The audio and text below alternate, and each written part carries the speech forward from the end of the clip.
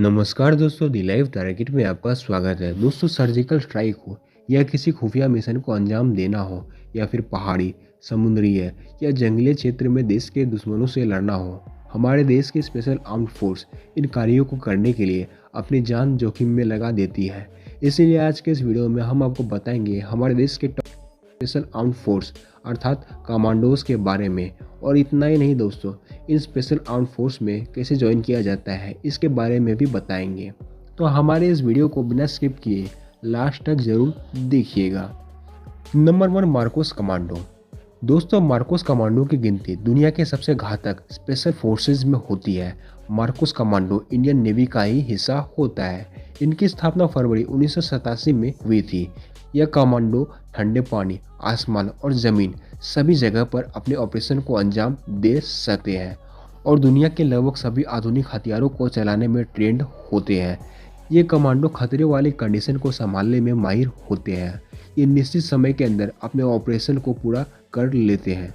दोस्तों, इनकी एक और खास बात यह है कि समुद्र सतह से 55 मीटर नीचे कई मिनट तक किसी भी लड़ाई को अंजाम देने का दम ये लोग रखते हैं और मार्कोस हाथ पैर बंधे होने पर भी तैरने में माहिर होते हैं। इसलिए इन्हें मरीन कमांडो के नाम से भी जाना जाता है।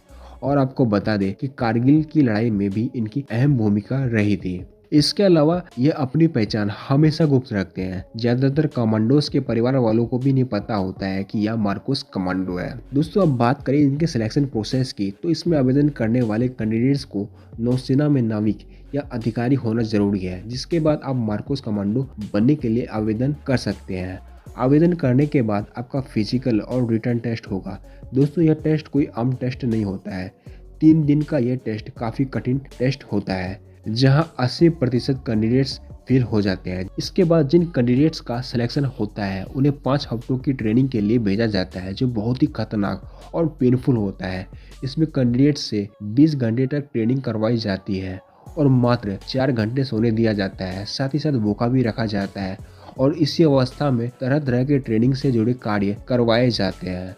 दोस्तों, जो कैंडिडेट्स इस ट्रेनिंग में डटे रहते हैं तो उन्हें असली ट्रेनिंग के लिए भेजा जाता है, जो 2.5 साल तक चलता है, जिसके बाद उन्हें 6 महीने की ट्रेनिंग अलग से दी जाती है। इन 3 साल की ट्रेनिंग में मार्कोस को advance weapon skills, martial art, anti terrorism operation, हवाई ट्रेनिंग, इंटेलिजेंस ट्रेनिंग के अलावा कई टेक्निकल सिखाए जाते हैं, जिसके बाद ही इनकी ज्वाइनिंग मार्कोस कमांडो में होती है।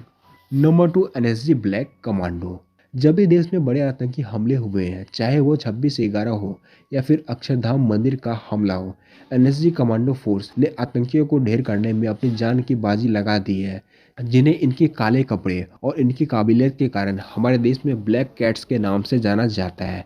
एनएसजी का पूरा नाम राष्ट्रीय सुरक्षा गार्ड, नेशनल सिक्योरिटी गार्ड होता है।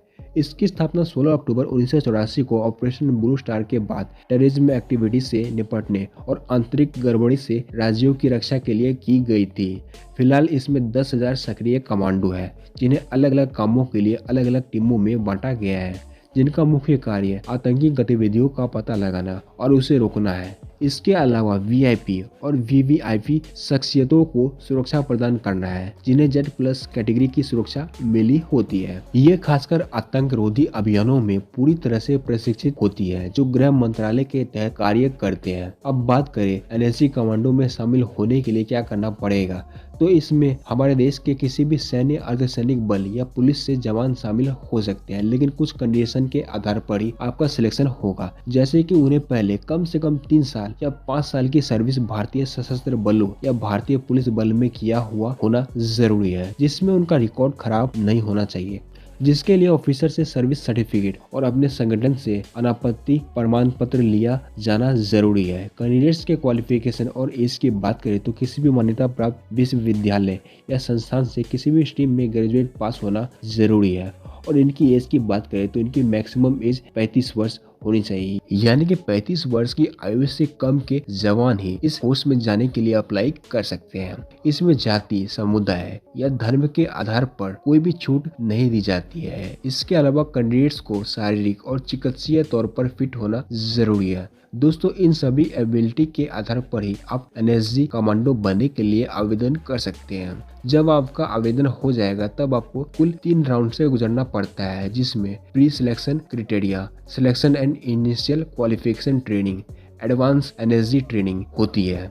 जहां स्टेप 1 यानी प्री सिलेक्शन क्राइटेरिया में कैंडिडेट्स का फिजिकल और मेडिकल टेस्ट होता है और आपकी एलिजिबिलिटी को चेक किया जाता है, जो 1 हफ्ते तक का होता है, जिसमें योग्य साबित होने के बाद ही अगले चरण में आपको भेजा जाता है। इसके बाद स्टेप 2 यानी कि सिलेक्शन और इनिशियल क्वालिफिकेशन ट्रेनिंग की बात करें तो जब आप प्री सिलेक्शन क्राइटेरिया में सिलेक्ट हो जाते हैं तब आपको ट्रेनिंग के लिए भेजा जाएगा, जो हरियाणा के मानेसर में एनएसजी कमांडो ट्रेनिंग सेंटर में होता है। इनकी ट्रेनिंग 14 महीने की होती है, इसमें 3 महीने की बेसिक ट्रेनिंग होती है, जो वर्ल्ड की सबसे खतरनाक ट्रेनिंग में से एक होती है, जिसे बहुत से कैंडिडेट्स पूरा नहीं कर पाते हैं। इसमें आपका फिजिकल और मेंटली तौर पर ट्रेनिंग होता है, जिसमें 100 किलोमीटर की दौड़, मार्शल आर्ट, भारी वजन के साथ दौड़ना, ऊंची हाइट से कूदना, बंदूक से शूटिंग निशाना लगाना, पहाड़ों में चढ़ना, ऐसी 26 एलिमेंट्स सिखाया जाता है, जो बहुत ही कठिन होता है।